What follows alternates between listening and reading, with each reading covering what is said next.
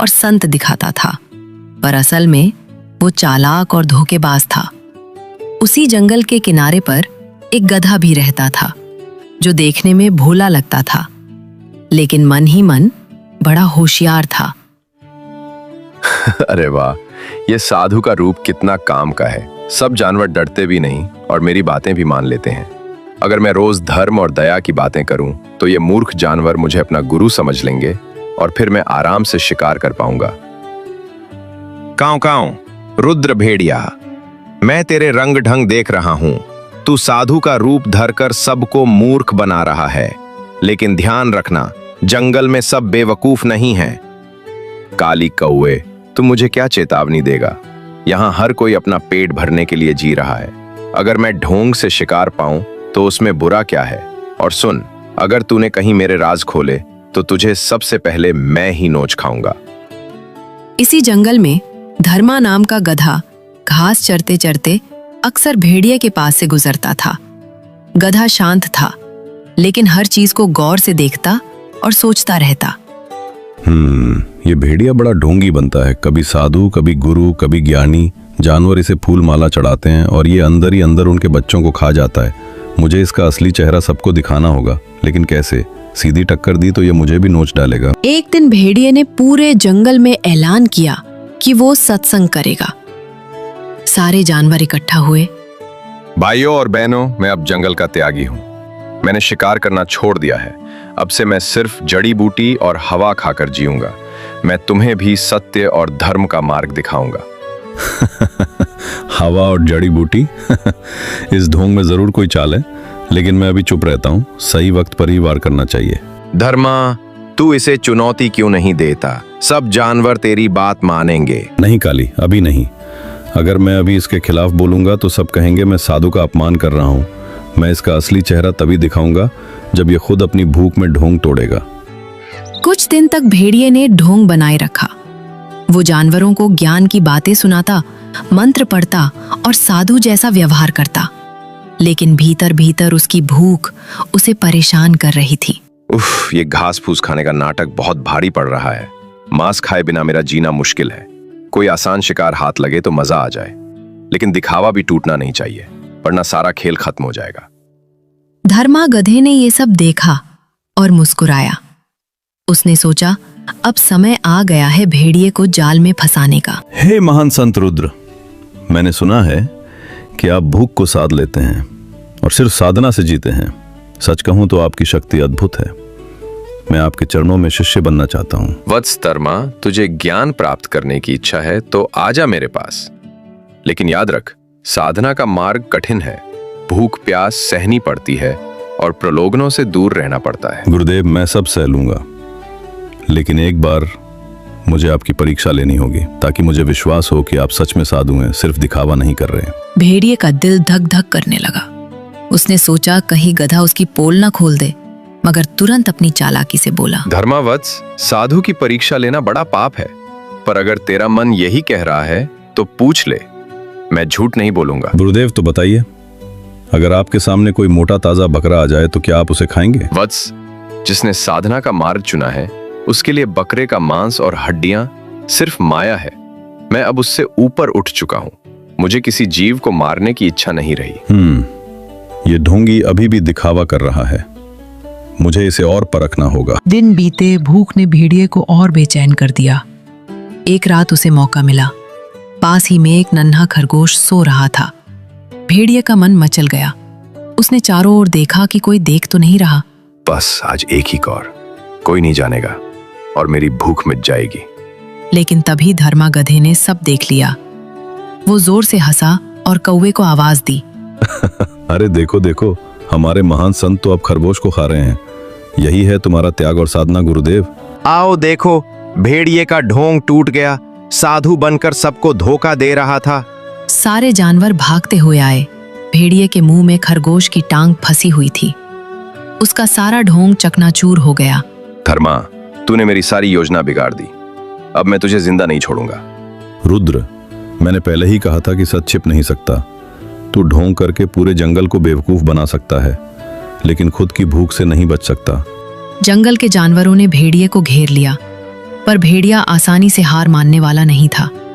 उसने सबको डराकर भागने की कोशिश की। जिसने मुझे छेड़ा उसका अंजाम बुरा होगा। मैं अभी भी सबसे ताकतवर हूँ। धर्मा गधे ने मुस्कुराते हुए एक नई योजना बनाई।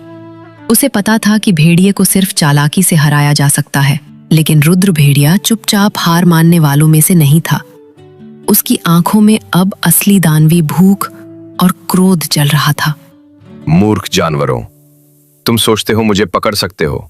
मैं इस जंगल का असली राजा हूँ। साधु का ढोंग तोड़कर मैंने अपनी असली ताकत दिखा दी है, और अब मैं हर उस जानवर से बदला लूंगा जिसने मुझे बेइज्जत किया है। रुद्र, तू चाहे जितना गरज ले, सच तो यही है कि तेरे झूठ का पर्दाफाश हो चुका है। अब तेरे पास सिर्फ डर दिखाने का हथियार बचा है, लेकिन चालाकी और एकता के सामने तेरी ताकत कुछ नहीं। कांव कांव, धर्मा सही कह रहा है।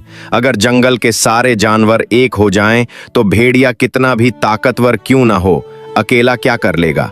जानवरों ने हिम्मत दिखाई, पर फिर भी भेड़िए के नुकीले दांत और नाखून देखकर कई डरकर पीछे हट गए।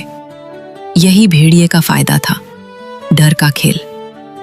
लेकिन धर्मा ने ठान लिया था कि इस बार वह डर को जीत में बदलेगा। भाइयों, पीछे मत हटो। याद रखो, इसने कितनों के बच्चे खा लिए, कितनों का घर उजाड़ दिया। अगर आज हम सब डरे तो कल ये और भी निर्दयी हो जाएगा। आओ, मैं इसके खिलाफ योजना बनाता हूँ।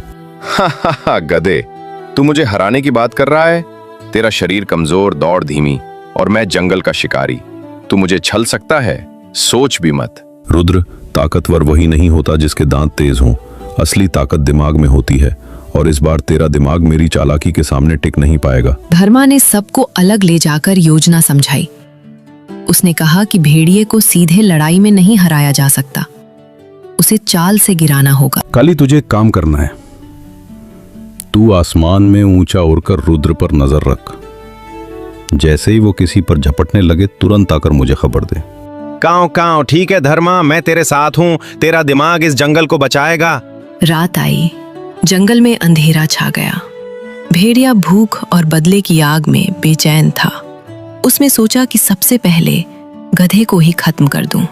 धर्मा, तूने मुझे सबके सामने नीचा दिखाया। कल सब भूल जाएंगे, लेकिन मैं तुझे आज ही खा जाऊंगा। फिर देखूंगा कौन मुझे चुनौती देता है। धर्मा ने यही अंदाजा लगाया था। उसने खुद को खुले मैदान में जानबूझकर अकेला छोड़ दिया। चारों ओर घास बिखरी थी और चांदनी फैली थी। आजा रुद्र, मैं तैयार हूं, लेकिन इस बार शिकार तू करेगा और शिकार बनेगा भी तू ही। भेड़िया दबे पांव आया। उसकी लाल आंखें चमक रही थीं। धर्मा, अब तेरे बचने का कोई रास्ता नहीं। भागने की कोशिश मत करना। मैं एक ही झपट्टे में तेरा काम तमाम कर दूंगा। रुद्र भाई, मुझे मत खा, मैं तेरा सेवक बन जाऊंगा। मैं तुझे रोज मोटे मोटे खेतों में ले जाऊंगा जहां अनाज और फल मिलते हैं। तू वहां आराम से खा सकता है। मूर्ख, मैं गधा हूं जो घास खाऊंगा? मुझे खून चाहिए, मांस चाहिए। तेरे जैसे डरपोक की बातें मुझे रोक नहीं सकती। भेड़िया आगे बढ़ा, लेकिन तभी गधे ने अपनी योजना शुरू की। ठहर रुद्र, अगर तुझे सच में मेरी जान चाहिए तो पहले मेरी अंतिम इच्छा पूरी कर। साधु का रूप धरने वाला तू इतना तो करेगा ना? बिल्कुल, पता तेरी क्या इच्छा है। वैसे भी तेरी मौत तय है। मैं चाहता हूं कि तू मुझे इस जंगल की सबसे गहरी खाई के पास ले चल। वहीं मैं अंतिम बार चांद को देखना चाहता हूं, और वहीं तुझे खुद को सौंप दूंगा। भेड़िया सोच में पड़ गया। गधे की ये मांग उसे अजीब लगी, पर उसने सोचा, खाई के पास अकेले में मैं इसे मारकर खा लूंगा, कोई देखेगा भी नहीं। ठीक है धर्मा, चल मेरे साथ। खाई के पास ही तेरा अंत होगा। दोनों खाई की ओर चले। कौवा आसमान से सब देख रहा था और धीरे धीरे बाकी जानवरों को भी पास बुला रहा था। रुद्र, तू सचमुच बहुत ताकतवर है, लेकिन खाई के किनारे सावधान रहना, वहां की मिट्टी कमजोर है। चुप रह, मुझे सावधानी सिखाएगा तू? मैं शिकारी हूं, हर चालाकी जानता हूं। गधा धीरे धीरे खाई के बिल्कुल पास चला गया और वहीं रुक गया। यहीं मैं चांद को देखूंगा और फिर तुझे आत्मसमर्पण कर दूंगा, लेकिन जरा सामने आ ताकि चांदनी में तेरा भी चेहरा देख सकूं। भेड़िया गधे के सामने खड़ा हुआ, लेकिन गधे ने अचानक अपना पूरा शरीर मोड़कर जोरदार लात मारी। लात सीधी भेड़िए की छाती पर लगी और वो संतुलन खो बैठा। मिट्टी पहले से ही ढीली थी। वो पीछे की ओर गिरा और खाई में लुढ़क गया। रुद्र, यही तेरे ढोंग और धोखे का अंजाम है। तू दूसरों के लिए गड्ढा खोदता रहा और खुद उसी में गिर गया। काऊ काऊ, सब आओ देखो, भेड़िया अपने ही घमंड में खाई में गिर पड़ा है। जानवर खुशी से चिल्लाने लगे। उन्हें लगा जैसे जंगल से एक बड़ा बोझ उतर गया हो। धर्मा, तूने हमें बचा लिया। अगर तू ना होता तो भेड़िया हम सबको मार डालता।